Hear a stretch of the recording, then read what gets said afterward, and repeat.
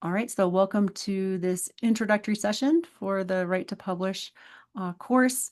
This is a semester-long course that will run through spring of 2026. I'm Christina Quinn, the director of CSU Rights, and there will be some help behind the scenes with Kimmy Conroe, who's an assistant director at CSU Rights and a graduate student. For CSU Rights, our kind of way that we focus on supporting writers is helping you organize your space, time, energy, momentum, and style and collaboration. That's kind of areas where it is that researchers tend to get stuck. It means that you're maybe technically proficient, expert in your field. You may be a brilliant writer as well, but at some point in time, there's usually something that bunges up a writer. And so CSU Rights is here to kind of help you work through whatever those things are, get you connected with some resources, and get you moving on those projects that you want to get out. So we work on the idea of submission quality, meaning you will know in your field what the quality is expected for your submissions to journals, for grant applications, or for other things. We are not your experts within those fields, so it's helpful to have a place where it's writing specific, but maybe not focused directly on your area of expertise, and so you can go and have conversations with others. All right, so the Right to Publish course is something that's unique to our offerings. We don't offer other courses per se. We do have things that run throughout the semester, like Show Up and Write and other kind of drop-in sessions. But this is specifically set up to help folks who are at early stages of taking something that is research that they've already done, or that they're engaged in, and be able to start drafting and writing out something for publication. So we kind of cover the big picture of publication. Again, we're not dedicated experts in your specific field of study, more than likely. But what we do hit is on some of the kind of key areas where folks need best support. This course has changed a couple of times over the years. And one of the changes that we made this past year was to take out and consolidate some of the webinar portions. We used to have 12 webinars. We now have 6 information webinars. And then to build in some writing labs and consultation time. And that was based on feedback that we had gotten from writers. We also, one of the changes that we have made recently, and I'll talk more about that as we move through as well, that we've taken out the writing assignments. We had people submit information about their reverse outlines or their abstracts or things that they learned about open access and copyright. And we did that on Canvas for a while, and then we did it through Google Classroom. And what we found is that by the time you reach kind of mid-semester or by April, folks are wiped out, and it's really hard to keep on top of assignments, even if they're only half an hour. That half hour is kind of takes away from the learning and some moving your own writing forward. So we've removed all of those assignments, and we've just now put it into writing kind of lab and conversations that are much more helpful for moving you forward at different stages. And there are some assignments. We will keep a couple things that are, if you're going for a certificate, we can talk about that as well. But there's a syllabus. I'll pop the link in the chat when we're done with the presentation. But if you are watching this presentation as a webinar, then you can go to the CSU Rights website and you'll be able to find it under the W2P or the Right to Publish course tab. The course information is on the syllabus basically, but just note that you'll also have some additional information about things like Show Up and Write and links to that Sprint and Write and data cohort. And I'll take you through how those will be helpful in a moment. The schedule is set up for us to talk broadly about writing for publication and then start to move into some techniques and things that are really helpful when you are writing articles, including the nature of reverse outlining and how helpful that is, crafting titles and abstracts. Those are kind of the early stages. We have a guest speaker, Colita Thomas, who will come in and talk about open access and ORCID and making sure that you understand a little bit about copyright and what you might be asked to do in signing a contract when you submit. We'll talk about literature reviews and have some types of literature reviews that we'll cover and talk about some tips for writing those. openings, conclusions, and I guess it's conclusions and sticking points. So we want to make sure we have conclusions doubly covered, but it's really about sticking the landing. And that's a term from gymnastics you may be familiar with, or even ice skating now that the Olympics are on. But there's also a way of thinking like the ends of paragraphs or the ends of sentences or the ends and conclusions of your papers. You want to be able to make sure that those stick with the readers in very particular ways. So we'll talk about techniques for that. And then the last session in May is about submitting and being able to respond to readers' comments and some post-publication promotion tips. That's kind of what we cover. As I mentioned, there is a certificate option. In order to receive a certificate, you have to complete most, like 80% of the workshops. And so that means that you're attending most of the sessions and that you do two things. So I mentioned earlier that we used to have assignments for every single week. We now have cut that back to submitting two things. You will need to submit a project plan for what you plan to write this semester at the start of the semester, and a project kind of plan for submitting your article at the end of the semester. It may be that during the semester you have submitted your article, so then you would like give you a round of applause, and you would just say submitted that article and maybe share what it is that you're working on next. So these are really tied to your work. We have no other than giving you kind of just some general questions to answer as part of your plan. No investment in you moving forward at a very specific pace. It may be that you are not currently working on an article for publication and that you just want to attend the webinars for information for a future article. And so maybe the certificate portion of the course would not be of interest for you. However, I can imagine a way that you could submit a writing project plan at the start of the semester for something that you anticipate submitting later on, and then also a plan at the end of the semester for something that you anticipate submitting, and therefore you could still receive the certificate. If you're thinking about like what counts as an article, any number of things do. So you could be working on a chapter for an edited collection.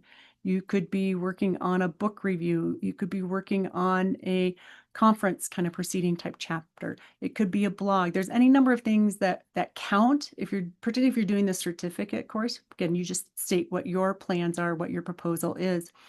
For the most part, though, when we're talking about submitting an article for publication, we're going to be talking about your standard research or scholarly article that goes out to an academic press, a research press. So you can think about your writing and anything you want to write on in this course as being fair game, but just note that when we're talking about articles, more than likely we're going to be talking about the research and scholarly article itself. Do you have some recommended readings? Both of these, by the way, there's a first edition book and then a second edition listed here. So you can just see the difference in the covers. But Wendy Belcher's Writing Your Journal Article in 12 Weeks, this is how we pulled this together as initially as a course. And we used slightly varied, but not much, her 12-week process. And then that's when we've kind of backed it off. In part as a non-credit course, it's kind of hard for us to keep everyone on target. Because it's non-credit, it's easier for us to kind of slip away from some of that regimented course work. So what we do is we kind of pull based on feedback and what it is people have said has been useful, the kind of key elements of article writing to be able to guide you through that process. But if you are planning, and it sounds like a couple of you have finished up some research and working on some chapters that would be going out for publication, Wendy Belcher's model might be something that appeals to you. So I do recommend her books. There's additional recommended readings on the syllabus. And again, when I stop sharing the webinar, I'll pop that into the chat. But I draw on all of these in various ways for putting together advice. A little bit about the right to publish kind of practice, process, and submission kind of guide and process. We're looking at this article and talking about a single article, perhaps as one of many things that you're working on over the semester. But we'll have some tips, again, using Wendy Belcher's book, and we'll draw on some of her logs and other useful resources that she has. But there is a value to attending weekly, and it's not a tremendous amount of time. It's 50 minutes, right, of time. But the value is that you are routinely connecting with the project and thinking about how you're going to be writing for publication. Um, I love this slide. This comes to us. I stole it from Austin Kleon, who stole it from his friend Maureen McHugh, who stole it from someplace else. This is not original, but many of you might have heard about the life of our project. And I just love that you can move from having something that is the best idea ever, and you're so excited about your research or your scholarship, and you're really excited about writing an article. And then at some point in time, over time, you reach this place that Maureen McHugh called the dark night of the soul. And I love that. It's also the muddy middle. It's the place where your project starts to get just like really soupy or gloopy, or you just feel like you're having a hard time trudging through. And eventually you break out of that and you kind of move, it kind of goes back up and you're just like, oh, okay, I'm feeling a little better about this. I can see the light at the end of the tunnel, or it's done and it sucks, but it's not as bad as I thought, in Maureen McHugh's words.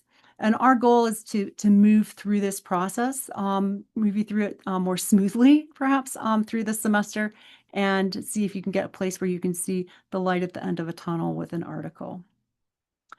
We also recommend through CSU Writes having much more regular, kind of habitual writing practices, in part because we know it's less painful. If you are always writing to urgency or deadline or binge writing, it becomes painful. And so in this case, I think it's impossible, maybe not, to write an entire article for submission in one night. You'd have to be really well prepared and really, know your stuff, I suppose. But I just can't imagine being able to binge write an article. So it means it's showing up regularly. You can show up regularly through the weeks for the Right to Publish course, but then also thinking about how it is that you're going to plan and show up regularly for your own writing. We'll talk about that in our very first session as well, talking about planning your project pipeline, where you move from anywhere from a new idea all the way through something being in press and published. This comes from Aaron Furtalk's My Productivity Pipeline, these particular kind of stages. It may be that you don't specifically move in a linear way through a new idea to a draft to a proposal being kind of under review, or data collection, data analysis, full drafts, almost ready to submit, where it's under review at the press, where it's in revision, where revisions are under review at the press, or it's published. That might not be your exact pipeline and timeline, but it's pretty close to at least a kind of general sense of the stages that you will be going through.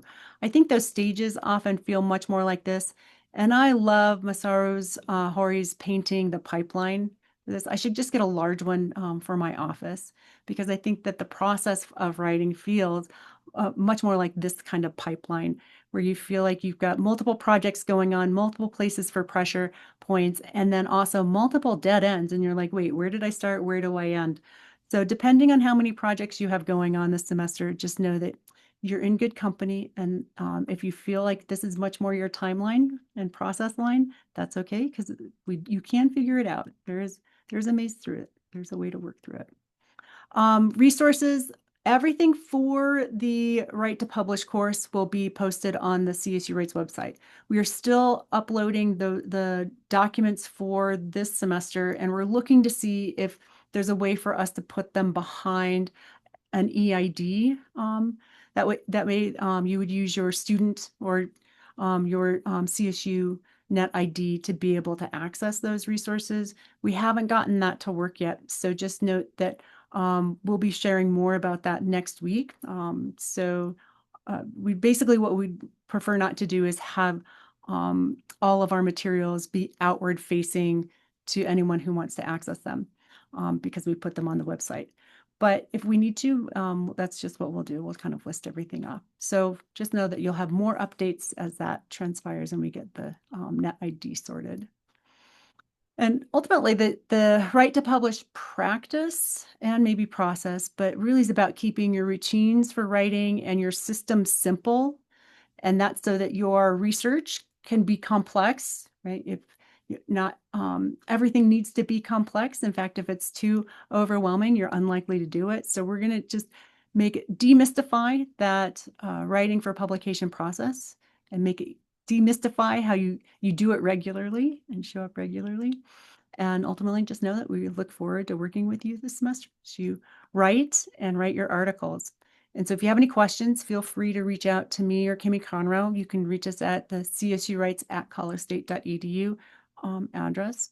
And I'm going to stop sharing the screen now for the folks who are on the call, and I'll stop the recording. But yeah, anyone who's watching this after we've recorded it, and if you're accessing it through the website, please reach out if you have questions. And I'm going to stop the recording now for those of us who are here, and then you all can ask questions.